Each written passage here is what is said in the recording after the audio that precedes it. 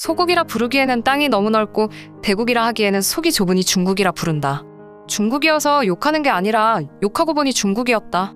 여러분들도 한 번쯤 들어본 소리죠? 이런 말들은 괜히 하는 말들이 아닙니다. 하나의 중국을 위해 자신이 유리한 점만 취해 논리를 펼치면서 인접했던 세력들을 모두 중화민족이라 주장하는 중국의 동북공정 때문인데요. 최근 중국인들이 프랑스 파리의 명품 브랜드에서 자신들의 전통 의상을 도용했다며 대대적인 시위에 나섰습니다. 프랑스 내 중국인 유학생 수십 명이 디올 매장 앞에서 디올로부터 도용당했다며 시위를 벌였는데요. 그들은 중국 전통 의상이다. 문화도둑질을 중단하라. 수천 년의 우리 문화를 이대로 빼앗길 수 없다 등의 문구가 적힌 피켓을 들고 시위했습니다. 디올이 중국의 전통 의상인 마맨춘을 모방했고 중국의 전통 의상에서 영감을 받았음에도 이를 밝히지 않았다며 이를 인정하고 사과하라는 겁니다. 이 시위는 프랑스에서 멈추지 않고 뉴욕과 런던에서도 릴레이로 이어갈 정도로 심각하다고 합니다. 결국 디올은 중국에서 해당 상품 판매를 취소했는데 중국 네티즌들이 전 세계 디올 사이트를 다 뒤져서 결국 디올이 다른 나라에서 팔던 치마도 판매 중지되었다고 합니다.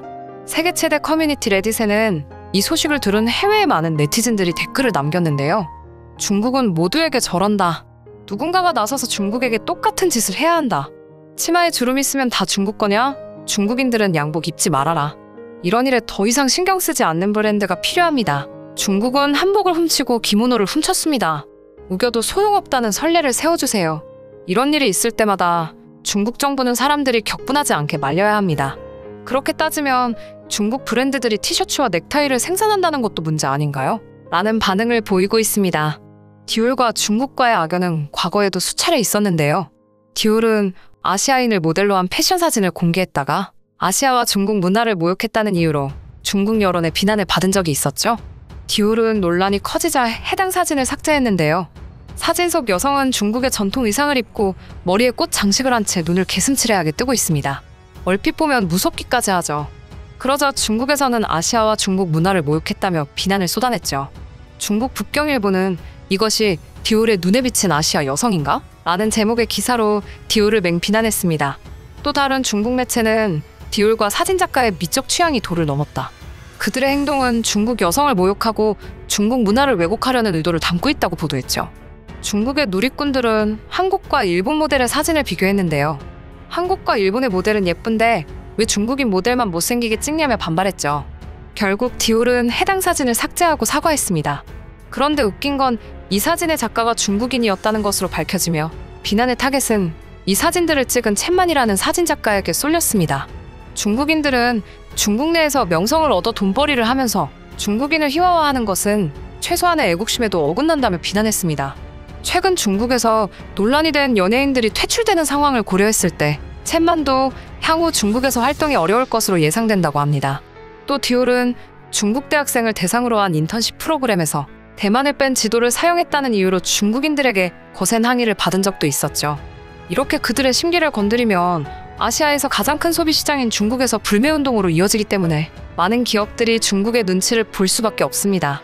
한편 최근에는 중국 내에서 마라탕을 한국인들이 뺏어가려고 한다는 황당한 이야기까지 나오고 있는데요.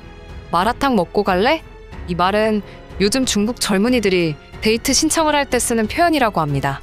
한국에 라면 먹고 갈래? 라는 유행어까지 따라하는 것이죠. 마라탕은 중국에서 아주 싸고 친근한 음식으로 통한다고 합니다.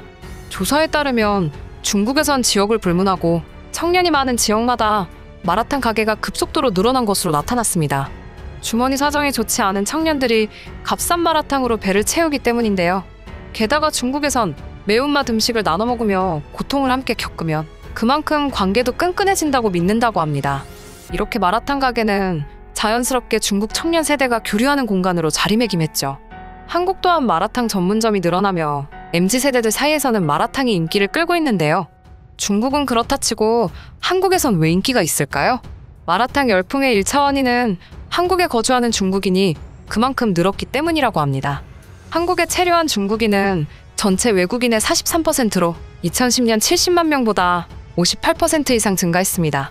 또 중국인 유학생은 7만 명에 달하는 등 양꼬치 마라탕 등이 서서히 한국 사회에 스며들 수밖에 없었죠.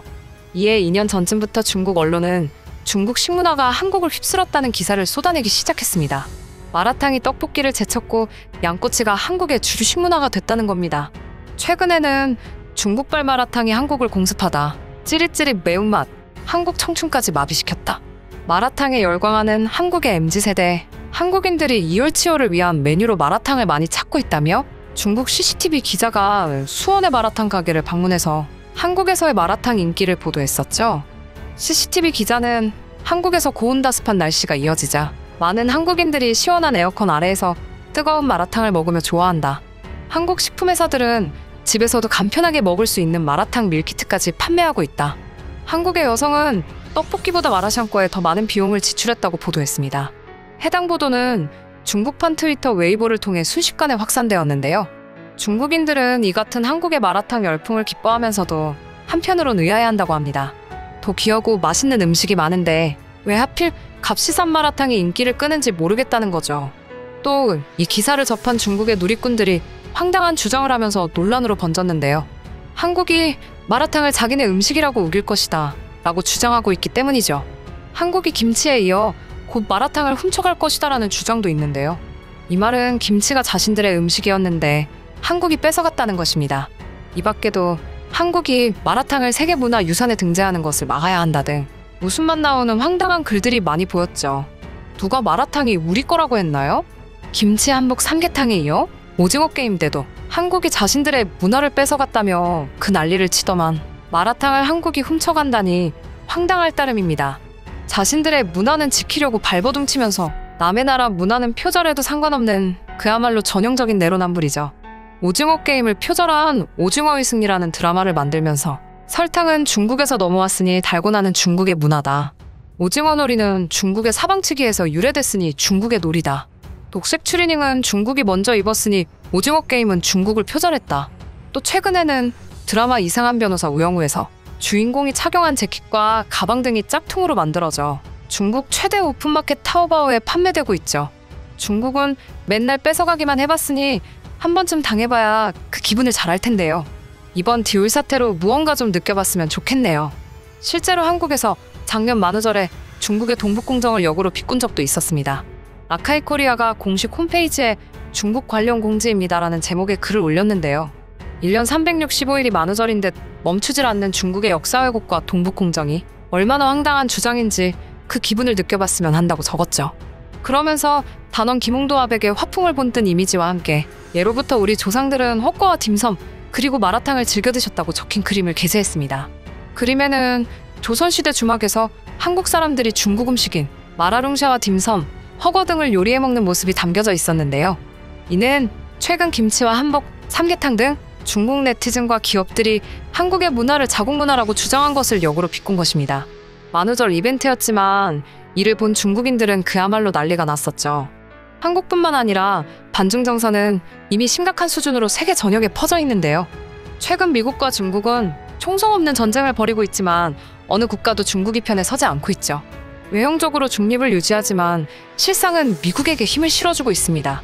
중국은 자신들이 왜 세계의 밉상이 됐는지를 이제라도 진지하게 고민해봐야 하지 않을까요? 만약 자신들의 문화를 보호받고 싶다면 다른 나라의 문화를 먼저 존중할 줄 아는 법을 배워야만 할 것입니다. 영상 여기서 마치겠습니다. 시청해주셔서 감사합니다.